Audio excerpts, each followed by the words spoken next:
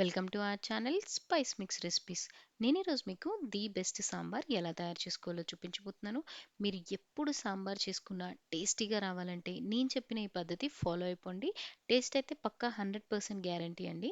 మరి ఆలస్యం చేయకుండా ఈ సాంబార్ ఎలా తయారు చేసుకోవాలో చూసేద్దామా? ముందుగా ఒక గ్లాస్ కందిపప్పును తీసుకొని ప్రెషర్ కుక్కర్లో 4-5 విజిల్స్ వచ్చేంత వరకు కుక్ చేసుకొని ఆ తర్వాత మ్యాష్ చేసి ఇలా రెడీ చేసి పెట్టుకోవాలి. ఒక పెద్ద నిమ్మకాయ సైజ్ అంత చింతపండు తీసుకొని దాన్ని ఒక హాఫ్ అన్ అవర్ పాటు నానబెట్టుకొని ఆ తర్వాత ఇలా రసం తీసి పెట్టుకోవాలి. సాంబార్ కోసం నేను వీడియోలో చూపించినట్టుగా మునక్కాయలు, క్యారెట్, గుమ్మడికాయ, బెండకాయ, టమాటో ఇంకా దోసకాయ వాడుకుంటున్నాను. మీకు ఇష్టం వచ్చిన కూరగాయలు మీరు యూజ్ చేసుకోవచ్చు. ఇంకా స్టవ్ పైన పాత్ర పెట్టేసుకొని అందులో ఒక 2 గరిటెల వరకు ఆయిల్ వేసుకొని వేడి చేసుకోవాలి. ఆయిల్ వేడైన తర్వాత ఇందులో ఎండుమిర్చి, పోపు దినుసులు, అలాగే దంచి పెట్టుకున్న వెల్లుల్లిపాయలు ఒక 3-4 వరకు వేసుకొని ఫ్రై చేసుకోవాలి. చిటికెడు ఇంగువ కూడా వేసుకొని కలుపుకోండి. ఇంగువ వేసుకుంటే సాంబార్ టేస్ట్ అనేది చాలా బాగుంటుంది. ఇవన్నీ చక్కగా వేగిన తర్వాత ఇందులో ఉల్లిపాయలు అలాగే పచ్చిమిర్చి వేసుకొని ఫ్రై చేసేసుకోవాలి. ఉల్లిపాయల్ని సాంబార్లోకి మరి సన్నగా కాకుండా ఇలా గులాబీ రేకుల్లాగా వేసి ఫ్రై చేసుకుంటే సాంబార్ టేస్ట్ అనేది చాలా బాగుంటుంది.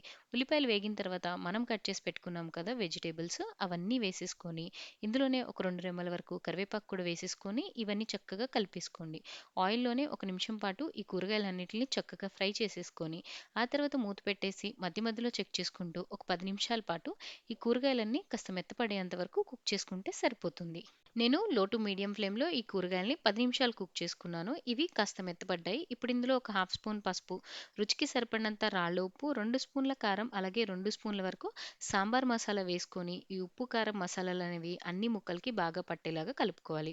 ఆ తర్వాత మనం రెడీ చేసి పెట్టుకున్న చింతపండు రసం, అలాగే ఉడికించి పెట్టుకున్న కందిపప్పు కూడా వేసేసుకొని మిక్స్ చేసుకోవాలి. ఈ టైంలోనే వాటర్ కూడా యాడ్ చేసేసుకోవాలి. నేను ఇక్కడ ఒక 2 గ్లాసుల వరకు నీళ్లు పోసుకున్నాను. అంటే దాదాపుగా 400 ml ఉంటుంది. మీరు సాంబార్ ఎంత పల్చగా కావాలనుకుంటున్నారో దానికి తగినట్టుగా మీరు నీళ్లు అడ్జస్ట్ చేసుకోవచ్చు. సాంబార్లో మరీ ఎక్కువ నీళ్లు పోసేయకండి. అందుకని మరీ చిక్కగా కూడా ఉంచకండి.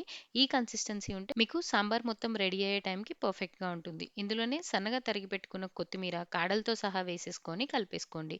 ఇంకా మీడియం ఫ్లేమ్‌లో మూత లేకుండా ఈ సాంబార్‌ని ఒక 15-20 మినిట్స్ పాటు వదిలేస్తే ఇలా చక్కగా మరిగిపోతాయి.